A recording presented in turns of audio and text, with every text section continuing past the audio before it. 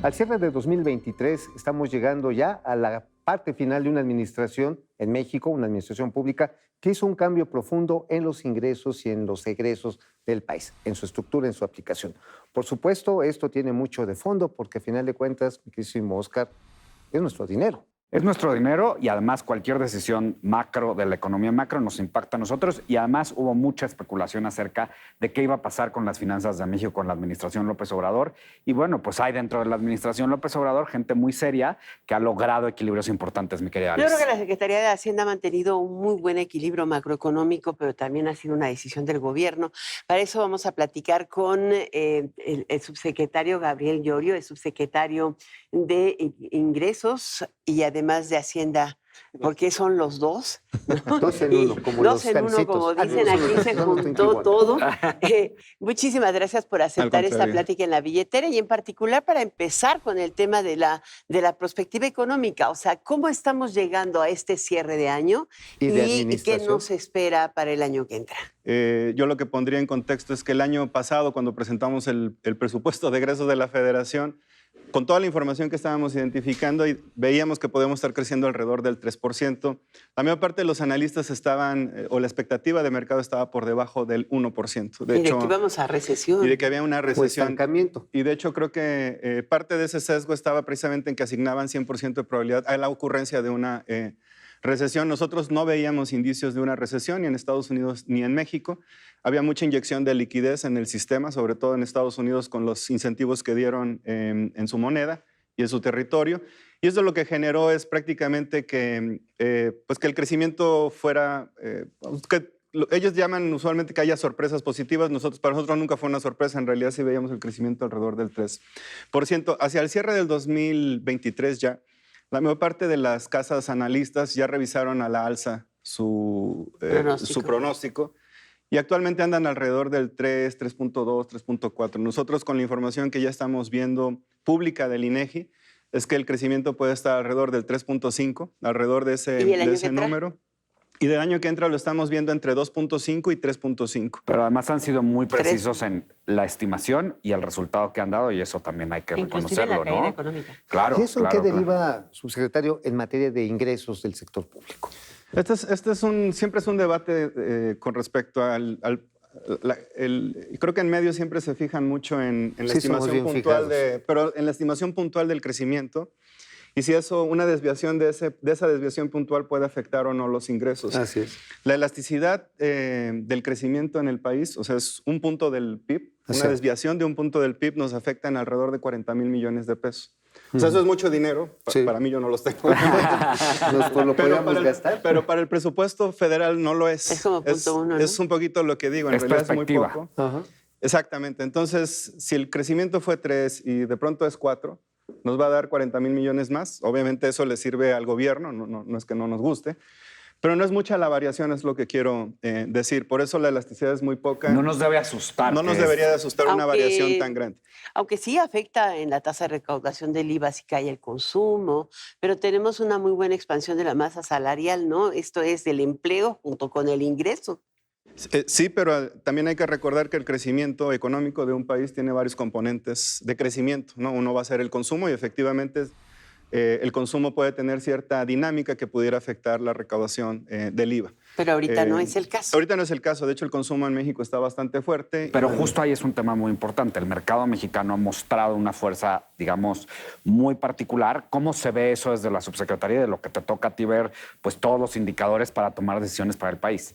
Bueno, obviamente, sobre todo desde COVID lo hemos dicho cada vez que me invitan también aquí a este espacio. Que es tu casa. Muchas gracias. Ha habido una serie de impactos que van variando en magnitud y van variando en velocidad. Actualmente estamos viendo un crecimiento fuerte en México, entre 3.3 y 3.5 este año. Sin embargo, la economía global sí comienza ya a desacelerarse, que se está viendo cierta desaceleración entre Europa y China, que están conectados sobre todo a Alemania y China. Y ahí pudiera haber algún tipo de desaceleración económica. Nosotros con ese contexto lo que estamos esperando es que si México había estado creciendo después de COVID entre el 3 y el 4%, prácticamente cada trimestre está entre el 3 y el 4%, Probablemente si se materializa esta desaceleración global, que no es que no crezcamos o entremos en una recesión, es solamente que vamos a crecer menos a nivel global. Entonces tal vez estaríamos viendo un crecimiento entre el 2.5 y 3.5. Sí. Esto está en línea con el paquete económico que presentamos. Y vuelvo a lo mismo, la base nominal con la cual estimamos todo el paquete presupuestal, que es la composición o la mezcla de varias variables económicas, está blindada en ese sentido. Pueden variar tantito y va a variar en su composición esa base nominal, pero no va a ser significativo. Ahora, en el caso específicamente de México, el riesgo, ¿no?, de incumplimiento, el riesgo macroeconómico, ha sido descartada por 5 calificadoras a lo largo del año. Las últimas, que son las más complicadas, entre Fitch y Moody's, han ratificado el grado de inversión de México. Pero Pemex. Yo lo que me gustaría tal vez resaltar es, Pemex es una empresa que aporta un flujo muy importante todavía a las finanzas públicas. Como el 7% del PIB, ¿no? Exactamente. Y ha venido bajando en el tiempo porque se ha venido fortaleciendo la recaudación tributaria. Hace un par de décadas dependíamos muchísimo más todavía del flujo petrolero. La situación nos hubiera arrastrado. Era 40%. Actualmente, exacto, el impacto sería mayor si no se hubiera reducido esa como dependencia hacia los ingresos petroleros. Aún con el 7% del PIB, cualquier variación en el precio del petróleo o una apreciación en el tipo de cambio, como lo vimos, pues tumba los ingresos petroleros. Un efecto importante que recibimos en este año fue que pues el tipo de cambio se apreció y como el precio del petróleo lo vendemos en dólares, recibíamos menos pesos por ese petróleo. No necesariamente que se haya caído el precio, sino que en valor de pesos era menos. Pero Pemex está enfrentando pues situaciones muy complicadas porque tiene una alta carga de deuda, muy alta. En menos de 6 años en la administración previa se incrementó en 100%, pasó de 50,000 a 100,000 millones de dólares en la deuda de mercado. 2014. Así es. Y la producción venía en caída.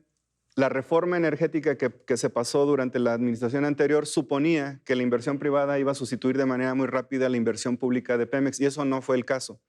Y no es porque nadie quisiera, es porque no hay empresas suficientemente grandes que quieran concentrar todas sus inversiones en el Golfo. Sí. Entonces, este impasse es lo que ha generado que ahora Pemex tiene mucha carga de deuda y una producción que ya se logró estabilizar. Porque si se hubiera seguido la tendencia de caída, actualmente andaríamos alrededor de 1 millón de barriles diarios. Pero las finanzas están bien en general, de la macro, el soberano. Las finanzas están bien, las calificadoras han ratificado las calificaciones, todavía falta, creo que Standard & Poor's. Hay otro factor que es muy importante que luego a los malquerientes les gusta meterse, ¿no? El tema del sistema bancario y la seguridad que tenemos alrededor del sistema bancario, que es nuestra operación. ¿Cómo estamos en México? Digo, entiendo por las reglas y los números que hay liquidez y que hay, digamos, fortaleza, pero visto desde la Secretaría de Hacienda. Hay mucha liquidez en nuestro sistema. Además, él es miembro de la Junta de Gobierno, tanto de Banxico como de la Comisión Nacional Bancaria. ¿Nos puedes decir si hay alguna institución que pueda generarnos ruido, problemas? No, hay, digamos, prácticamente cada determinado tiempo y de manera muy recurrente y seguida realizamos pruebas de estrés. Tenemos que ser muy cuidadosos con la información porque obviamente esto puede generar ciertas expectativas. Nerviosismo, además. O nerviosismo. El sector financiero está fuerte en México y sobre todo después de COVID también hay que recordar que se dieron ciertas facilidades de suspensión de pago de deuda y de intereses durante un tiempo. Esto hizo que los bancos tuvieran una expectativa potencial de cartera vencida y comenzaron a reservar. Pero este ejercicio de reserva se ha venido incrementando aún después de la etapa post-COVID.